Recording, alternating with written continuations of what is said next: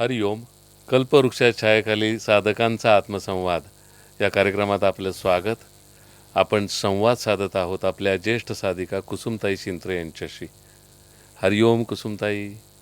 हरिओम. हरिओम. तर अनुग्रह झाला त्याच्यानंतर पुन्हा तुमच्या नाईंच्या भेटीगाठी होत असतील, होतच ते राहिल्या. अनुभव काय होते ते सांगा. प्रत्येक वेळेला आम्ही दर गुरुपौर्णिमा कधी चुकवली नाही. तेव्हापासून मी 97 पासून कंटिन्यू गुरुपौर्णिमा चुकवली नाही. मात्र मी मिरजला तुम्ही किती जातात कष्ट असू देत, मी ताप आलेला होता, काय काय निमोनिया झालेला होता मला. ट्रेनमध्ये पाय ठेवला की संपलं सगळं माझं. औषधसुद्धा बंद व्हायचं माझं. बर. तळमळ एक उडून जावा पळून जाऊ ही माझी होती तळमळ. मात्र आईकडे कधीच गेली नाही मी. बर. त्याला काय आई माझी हे नव्हतीच म्हणा. पण आणि माहेर पण राहिलं नाही. आईंचे काही विशेष अनुभव तुम्हाला आलेत? भरपूर अनुभव. म्हणजे तिथं तपोवनात नाही मनसोक्त सेवा करायला मिळायची. आईंच्या जवळ सेवा करायला मिळायची मला. आणि म्हणत आई तरी मला म्हणायच्या, तुला आईची आठवण येते का बघ, भेटायला कधी येतेस का मला. आईने एकदा बोलून विचारलं होतं मला. बर. म्हटलं तिथनं येईपर्यंत आई आई आई धावा असतो नुसता तुझा. इथं आली की आईला बघायला पण वेळ नसतो तुला. आईने मला बोलवून घेतलं वरती. किचनमध्ये मी पोळ्या करायला चालली होती. त्यावेळी किचन ह्या साईडला होतं, साधं जुनं किचन. आणि मी सेवा करायला चालले पळपट लाटणं घेऊन ह्या साईडनी. आणि म्हणाले, इकडे ये कुसुम. म्हणलं काय? म्हणे तुला आई तिथून येई पण धावा असतो आईचा. आणि इथं आलं आईला भेटायला पण वेळ नाही तुला. काय बोलू मी. प्रत्येक प्रश्नाची उत्तर माझ्याकडे नसायची. मात्र जा जा जा कर जा, चांगलं चाललंय तुझं. तू आणि रेखा कधी बसत नाही इथं आल्यावर. तुम्हाला वेळच नसतो, काय बोलणार तुम्हाला. आमचं काय ते किचन साफ कर, आम्ही स्वतःच, म्हणजे कुणी सांगायची गरज लागायची नाही आम्हाला. आई आमचं घर आहे ते. बरोबर आहे. अजून पण मी आता तिथे गेले की संपूर्ण ते आता नवीन किचन झालंय, ते सगळे ओटा मी धुवून काढला, सगळं घासून काढले. मी तेच म्हणणार होतो, तुमचं तपोवनात अजूनही तसंच चालू आहे. मी बसत नाही, त्या बायकांची वाट बघत नाही. आपण बायका कामाला लावलेत, त्या नाही केल्या तर मी सांगत पण नाही त्यांना. माझ्या आईचं घर आहे, ते मला केलं पाहिजे. तर तुमच्या व्यक्तिगत आयुष्यात तुम्हाला आईंचे काही अनुभव आलेत का, चमत्कार? भरपूर अनुभव आलेत. आता आई जेव्हा म्हणजे ज्युपिटरला ॲडमिट होते तिथून सांगते मी. म्हणजे त्यांनी देह ठेवला नव्हता. त्याच्यानंतर त्यांनी 2-3 दिवसांनी ठेवला देह. 14, 11, 23 माझा वाढदिवस होता त्या दिवशी. तर मी ऑफिसला गेलते आणि मेधा त्यांचा फोन आला होता की दर्शनाला येऊ शकता तुम्ही म्हणून. ज्युपिटर हॉस्पिटलला आई ऑक्सिजनवर होत्या. तेव्हा परवानगी दिली होती. तर मला परमिशनचीच फक्त आवश्यकता होती. तर मग आमचं ठरलं दोघांचं नवरा बायको जायचं. तर मी कामाला जात होते त्यावेळेला. मी ऑफिसमधून आत्ता मला हे काम संपू दे, लवकर जायला मिळेल असं, म्हणजे माझं लक्ष आईंच्याकडं. पण काम कधी संपतं ते. मला 2:30 वाजले निघाल तिथून. आणि मी बस स्टॉपला उभी राहिली. बस आल्यानंतर मी बसचा दांडा धरला आणि त्यानं बस इतकी जोरात मारली की मी सुटला हात आणि बसच्या खाली गेले. मी पूर्ण चाक इथून असं कानाला घासून गेलं माझ्या. बापरे. सगळी पब्लिक एकवटली होती अशा बघायला. ती गर्दी जी असते ना, ती एकवटली होती बघायला, म्हणजे ही बाई आहे की नाही. आणि मी अक्षरशः मी झोपली होती. आणि ती बस निघून गेल्यानंतर मी उठली. म्हणजे अशी पूर्ण फेकली जाऊन अशी मी गाडीच्या खाली गेले. बापरे. आणि म्हणजे एवढ्या त्या अवस्थेत सुद्धा आईने माझं रक्षण करावं. मी हे माझ्या शरीराची कातडी सोलून त्यांच्या चरणी पायात चप्पल घातली तरी पण माझी ऋण फिटणार नाही. आईचं माझं इतके ऋण आहेत माझ्यावर. आणि देह ठेवायची 2005 सालची गोष्ट सांगते. 2005 साली मागं जाते जरा मी. 23 जुलै 2005 साली माझ्या घरी पाणी भरलं होतं सिलिंगपर्यंत. 26 जुलैचा मुंबईचा पाऊस. जोरात पाऊस. तो त्यावेळेला पूर आला होता ना, सगळं पूरमय वातावरण झालं होतं. मुंबई बुडाली होती, जलमय झाली होती. हो. आणि 19 तारखेला त्यावेळेला गुरुपौर्णिमा होती. आम्ही गुरुपौर्णिमेलाच गेलो होतो. आणि तिथूनच माझा खंड पडला जायचा. 19ला तुम्ही मिरजेत होता. मिरजेत होती. गुरुपौर्णिमा केली. 20 तारखेला आम्ही राहिलो मिरजेला. आणि 21ला लगेच आम्ही सासूबाईंना आणायला संकेश्वरला गेली. संकेश्वर माझं सासर. संकेश्वरला आणि गेल्यानंतर ते सासूबाईंना आणण्याचं की काय अवस्था नव्हती. सगळीकडं ते हे फुटलं होतं, धरण फुटलेलं होतं वगैरे. आणि घरात TV नसल्यामुळे मला काही कळायलाच मार्ग नाही. आणि मग माझ्या नंदे त्या 7.5 तोळ्याचं मंगळसूत्र हरवलं. म्हणजे मी ते व्यवस्थित कप बशीच्या सेटमध्ये ठेवलं होतं ते. आता माझं ठेवणं कपाटात वगैरे ठेवत नाही मी दागिने कधी. माझं ठेवणं वेगळं आहे सगळं. तर मी ते ठेवलं होतं माझ्या हाताने. आता मी ठेवलं म्हटलं मलाच माहिती होतं ते. आणि पोरं 3 मुंबईला होती आणि आम्ही दोघंच गावी होतो. आणि पोरं ह्या एवढ्या म्हणजे 6 फूट उंच आहेत पोरं, म्हणजे एवढ्या पाण्यातून बाहेर पडली होती.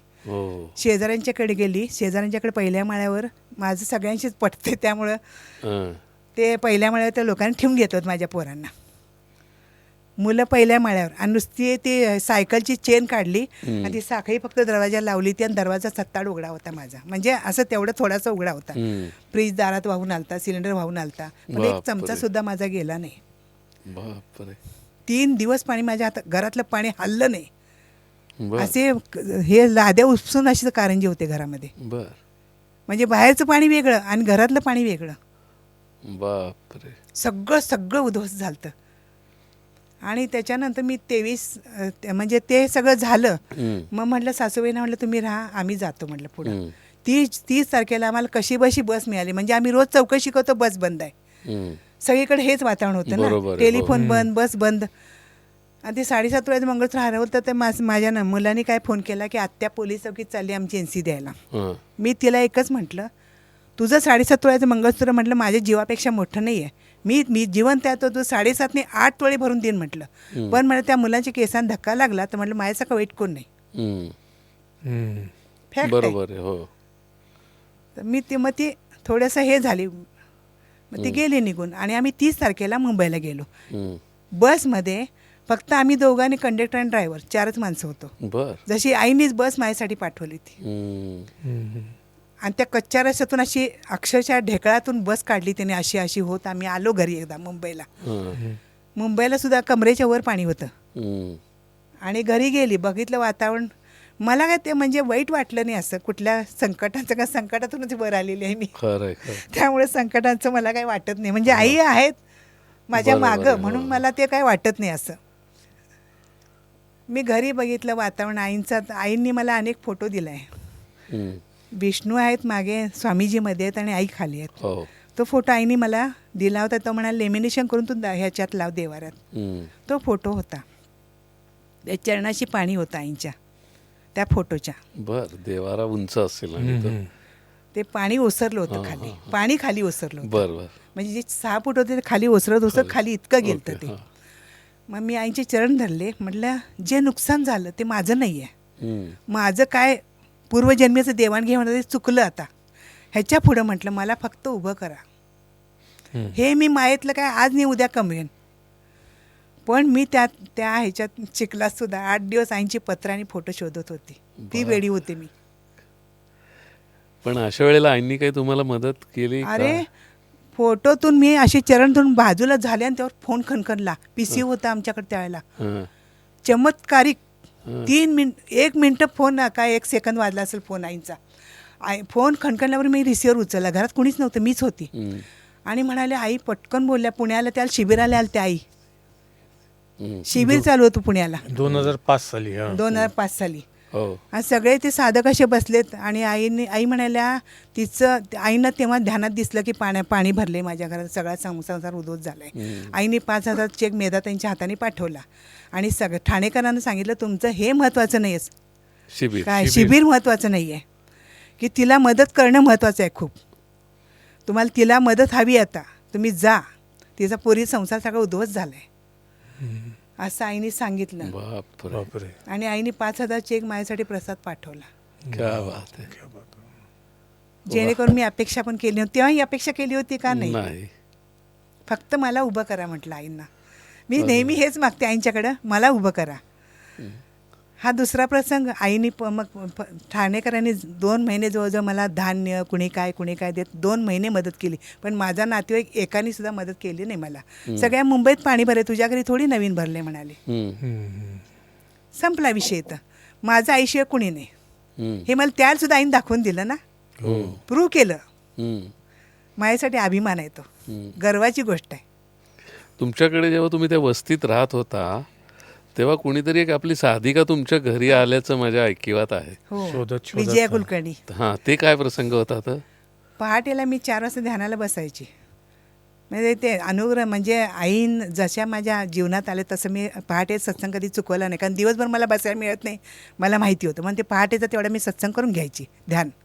तर तेव्हा बसली आणि आईंना मी सहज म्हटलं, आई म्हटलं मला ऋषिकेशला यायच्या तुमच्याबरोबर. बर.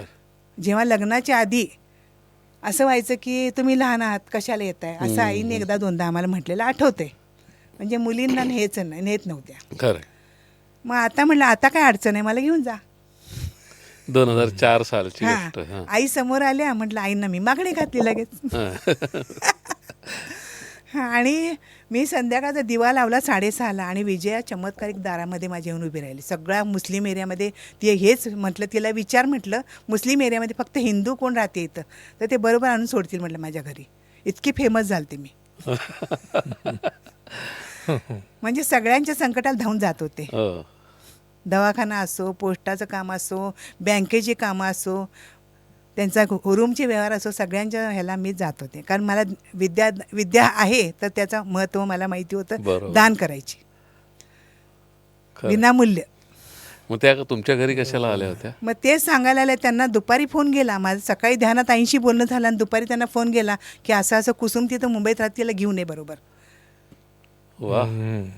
आणि तुमची ऋषिकेश ट्रिप घडली. मस्त झाली.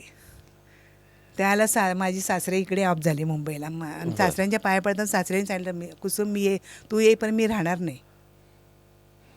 हे पण एक अद्भुत घटना होती माझ्यासाठी. ऋषिकेशला काही अनुभव? मग सासरे तिथं वारल्यानंतर मग आता आईनं सांगायचं कसं.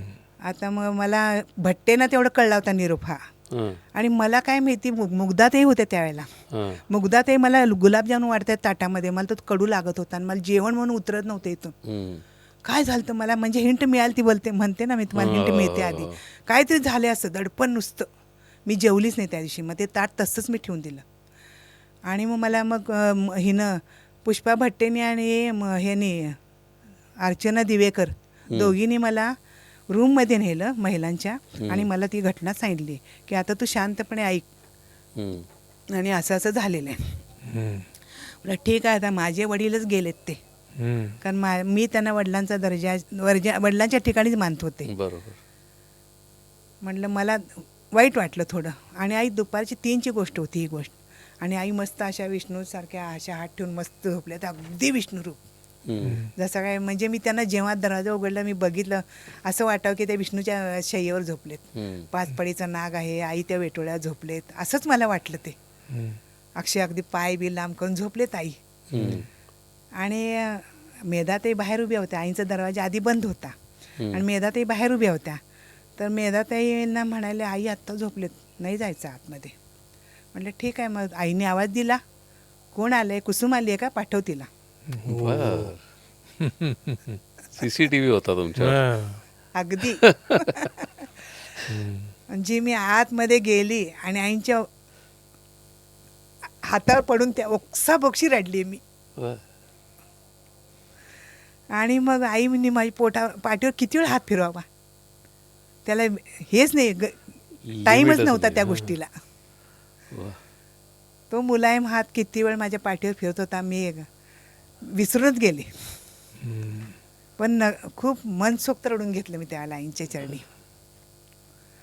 आणि मग आईने ती घटना 2004ची. हो. मग आई म्हणाल्या मला की तू आता जाऊ नकोस, तो येऊन गेलाय, त्याला मी समजवलंय.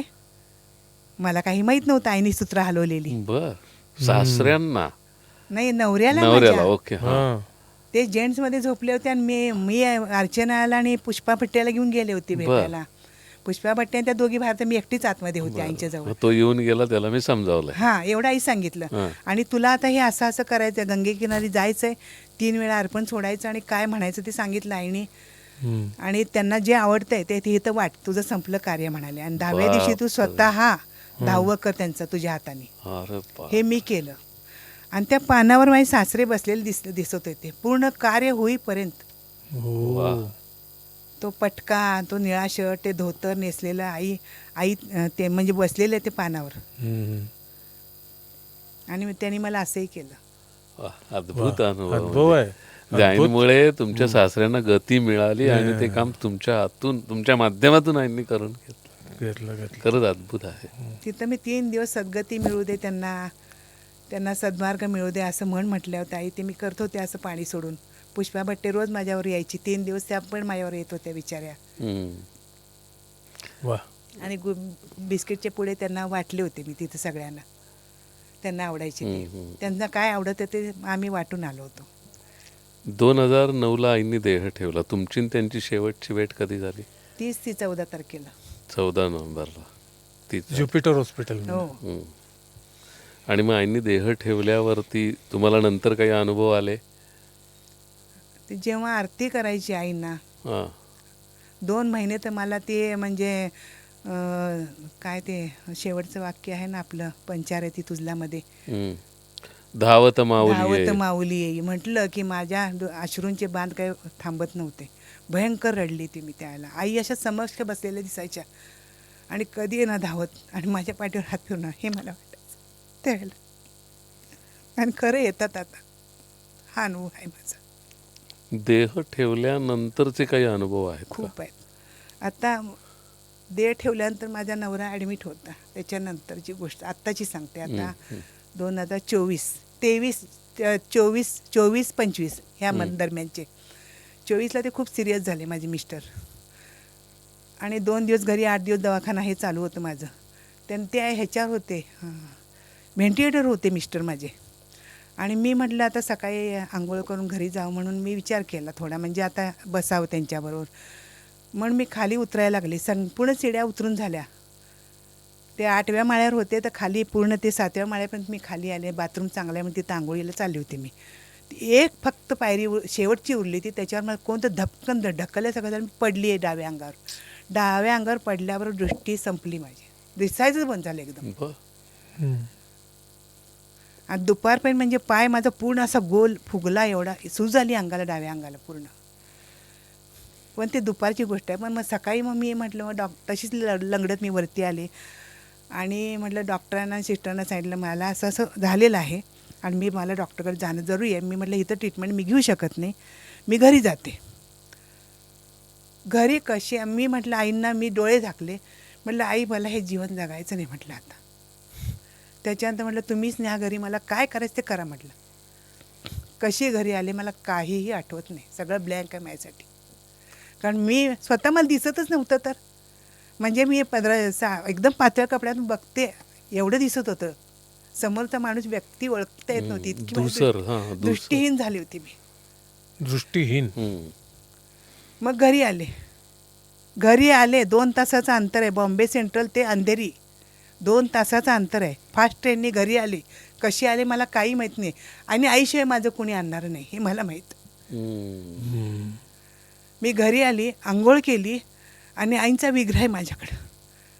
विग्रह आहे त्याच्यावर ते चरणावर पाणी घातलं आईंच्या आणि ते चरणाचं पाणी मी डोळ्यात घातलं आणि मी रडले आईंचे चरण. म्हटलं मला हे जीवन नको आहे. तो तसा आहे नवरा माझा. म्हटलं मी अशी सेवा कशी करू म्हटलं त्यांची. मला ठेवायचं चांगलं ठेवतं, मला घेऊन जावं. मला कशातही आसक्ती नाही. सगळं भोगून झालेलं आहे म्हटलं. माझं मन तृप्त आहे म्हटलं. माझं काय माझं राहिलं नाही आहे मागं म्हटलं. मुलं आपल्या लाईफमध्ये ते त्यांच्या मार्गावर व्यवस्थित आहेत. माझं काय कमी आहे म्हटलं मला. आणि त्याला माझं लाईफ द्या म्हटलं. त्याला जगायची तडपडतोय तो म्हटलं माणूस जगण्यासाठी. मला जगायचं नाही. मी मागितलं आईंना आणि डोळे झाकून आणि प्रार्थना केली. म्हटलं मला जर तुम्ही जीवन देत नसाल तर मी म्हटलं मी स्वतः आत्महत्या करेन म्हटलं. मी जीवन संपवेन म्हटलं. ही माझी गॅरंटी म्हटलं. आईंना सांगते मी. म्हटलं मी आंधळी, हे असं पायानी शरीर लंगडं, म्हटलं मला नाही जगायचं असं म्हटलं. आणि मी डोळे उघडल्यानंतर मला एक स्पष्ट दिसायला लागलं. बापरे. हो, केवढा मोठा अद्भुत चमत्कार. ही दृष्टी आली मला उजव्या डोळ्याची. आणि मग मी डॉक्टरकडे गेले. सकाळी 10 वाजता डॉक्टरकडे गेले. 1:30ला मला स्कॅनिंग झालं डोळ्याचं. तेव्हा डॉक्टर म्हणाले तुम्हाला टेन्शन नाही आणि हे तुमची एवढी अवस्था कशी झाली. तेव्हा मी त्यांना सांगितला इतिहास की माझा नवरा व्हेंटिलेटरवर ॲडमिट आहे. म्हटलं मी अशी अपघाती पडली म्हटलं, असं असं झालं म्हटलं. त्यांनी तो स्कॅनिंगचा फोटो दाखवला, पूर्ण रक्ताळला होता डोळा. ही माझी हे आईने मला तारलेलं आहे असं प्रत्येक ठिकाणी. खरं आणि त्याच्यानंतर ते झालं. मग त्याच्यानंतर मी पायाच्या डॉक्टरकडे गेले. पाय सुजला होता. मला वाटलं हाडबीड मोडले का काय, ते पण काय नव्हतं झालं. फक्त नस चढली होती, हळद आणि तुरटी लावल्या, तेही कमी झालं.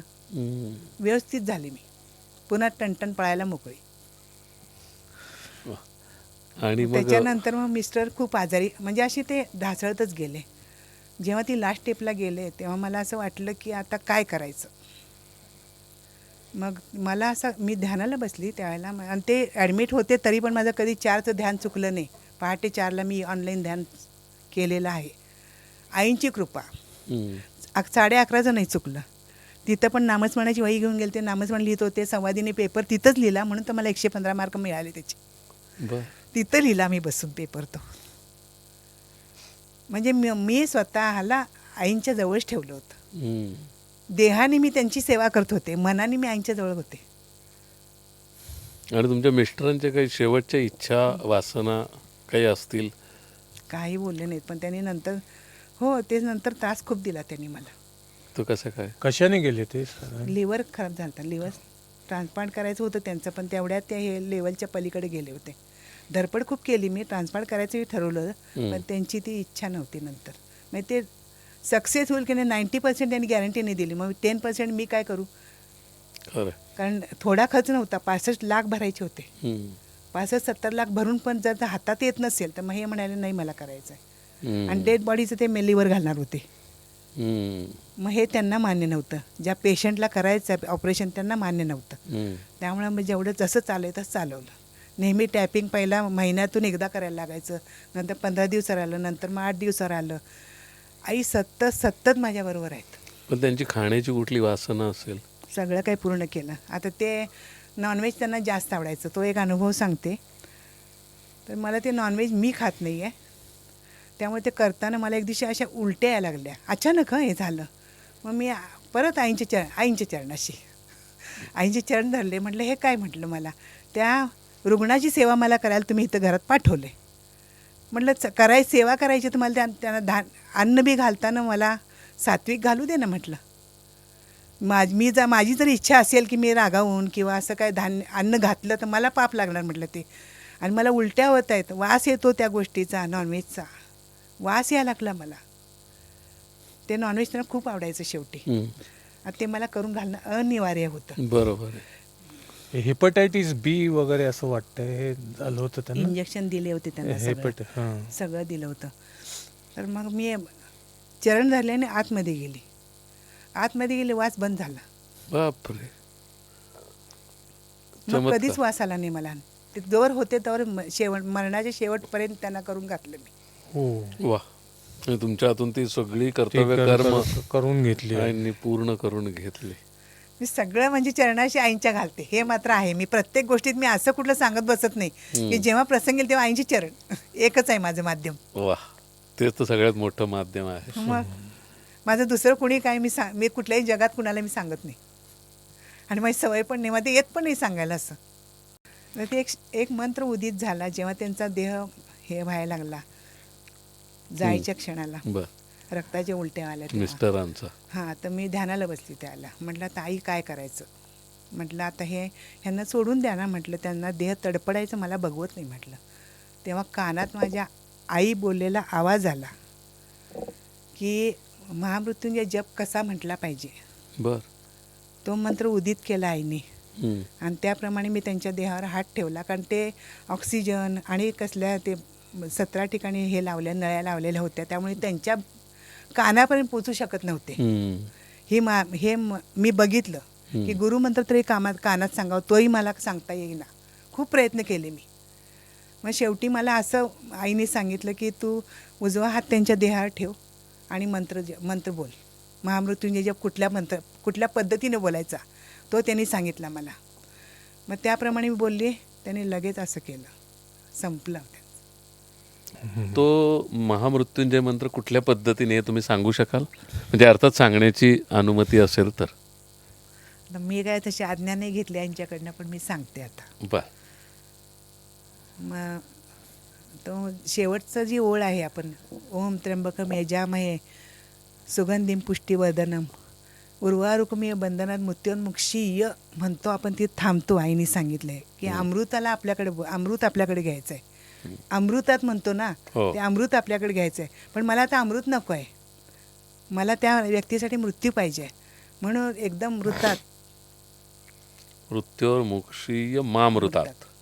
पटकन म्हणायचं, हा, म्हणजे मामृतात. फास्ट म्हणायचं. थांबायचं नाही अजिबात. हा, मृत्योर्मुक्षीय मामृतात असं आपण म्हणतो, त्याच्याऐवजी मृत्योर्मुक्षीय मामृतात. हां.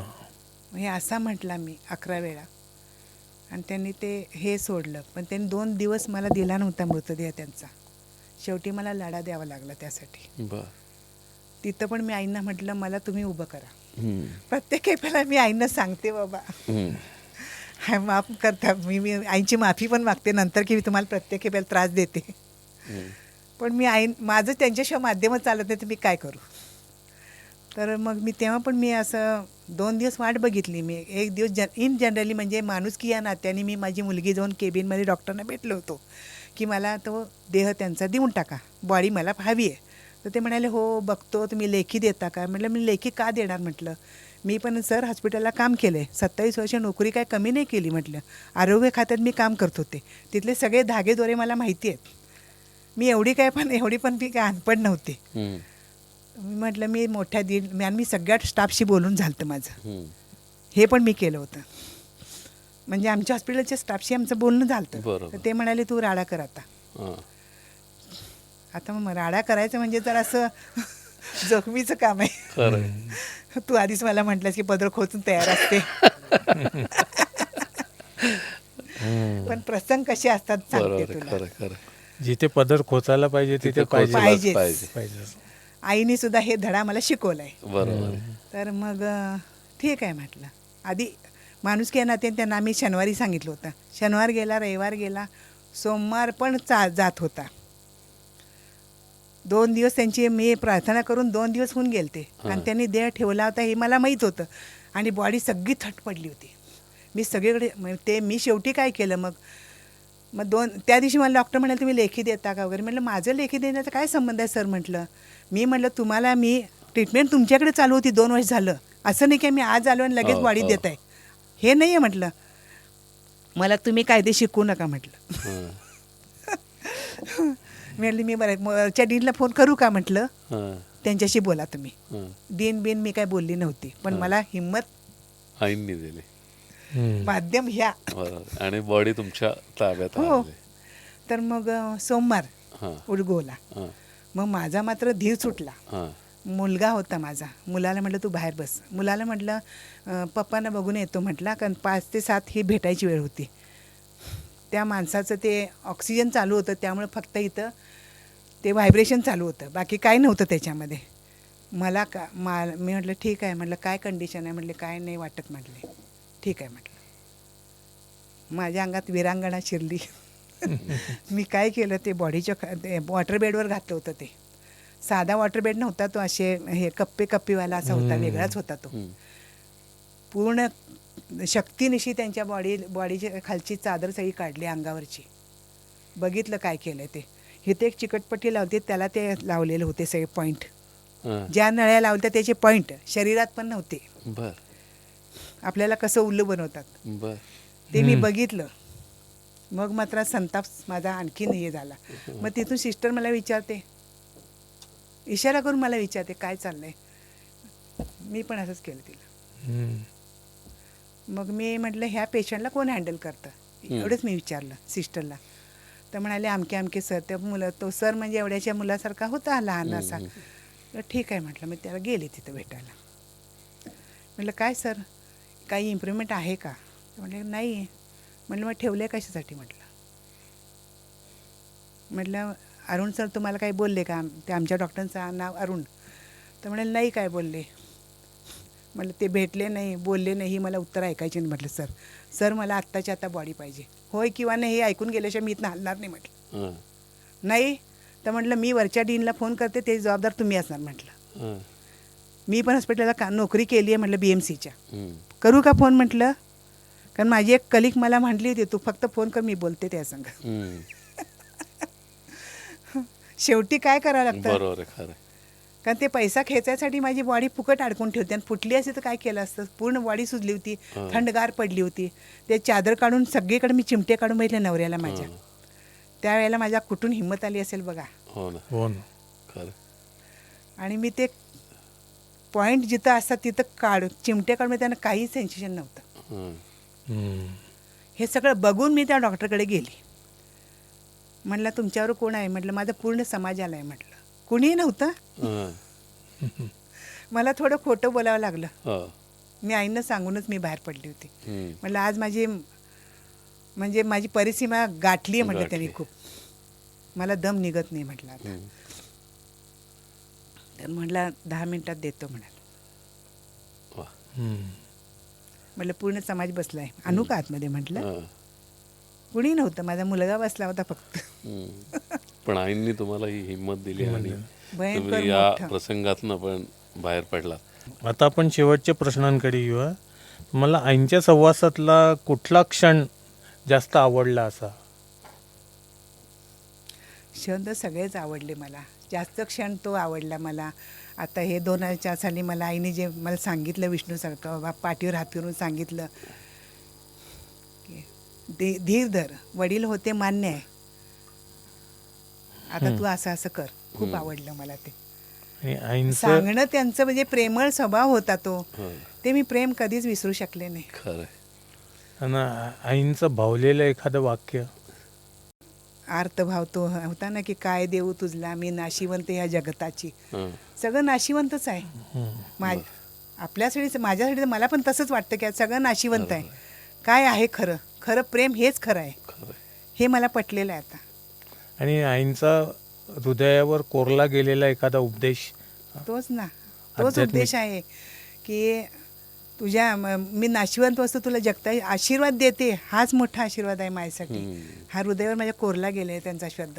आणि तुला हे माहेर आहे, इथं तू यायचं तपोवनात, म्हणून मी हक्काने जाते आणि हक्काने भांडते पण. नाही, आईंच्या ज्या साहित्यामधला जो उपदेश आहे, जे पुस्तकं ग्रंथ असतील, त्यातलं कुठलं वाक्य तुम्हाला अधिक वाटतं? ते म्हणजे आईने एवढं म्हणजे 6 मुलातून त्यांनी इतकं कमवलं हं. आणि इतकं संसार काटकसरीचा केला, पैसे वाया जो दिले नाही, हे त्यांचं खरं मानण्यासारखं आहे. नाही, पण ते कित्येक वाक्य, शिकले. एखादं वाक्य असं काही तुमच्या मनावर नाही, ठसलंय? लक्षात येत नाही माझ्या इतक्यात. बरं, हरकत नाही. आता ओम आई जर परत देहात भेटल्या तर आईंना काय सांगा? हो, माझ्यासाठी पर्वणी असेल. आणि सगळ्या नवीन साधकांना त्यांनी खरंच प्रेरणा द्यावी. आणि माझ्यासाठी मी आतुरतेनं जी वाट बघते ती माझी आस पूर्ण होईल. वा, पुनश्च मी जिवंत होईन असं समजेन मी. क्या बात. खूप छान. कुसुमताई, तुमचा 14 नोव्हेंबरचा म्हणजे बालदिनाचा जन्म आहे. आणि तुमचं बालमन जे आहे ते निरागसता, जी तुम्ही लहानपणापासून तुमच्या मनामध्ये आहे, ते बालपण, निरागसता, आणि तेच आईंचा एक विरह झाल्यानंतरही ते बालमन तसंच होतं. आणि तुमचं आणि आईंचं हे सुंदर नातं, हे अनुभव तुम्ही आज आमच्याशी शेअर केलेत, उलगडलेत, ते खरंच खूप भावणारे, ते खूप हृदयाला भिडणारे आहेत. तुम्ही इथे आलात आणि आपल्या सगळ्यांना हे तुमचे अनुभव शेअर केले, त्याबद्दल हरिओम. हरिओम. हरिओम. सर्व प्रेक्षकांनाही हा एपिसोड किंवा कुसुमताई शिंत्रेंचा हे अनुभव कसे तुम्हाला वाटले, आम्हाला अवश्य कॉमेंट बॉक्समध्ये सांगा. आमचं हे चॅनल लाईक करा, शेअर करा आणि सबस्क्राईब करा. अशाच एका नवीन साधकासोबत आपण भेटूयात पुढच्या भागात. तोपर्यंत हरिओम. हरिओम.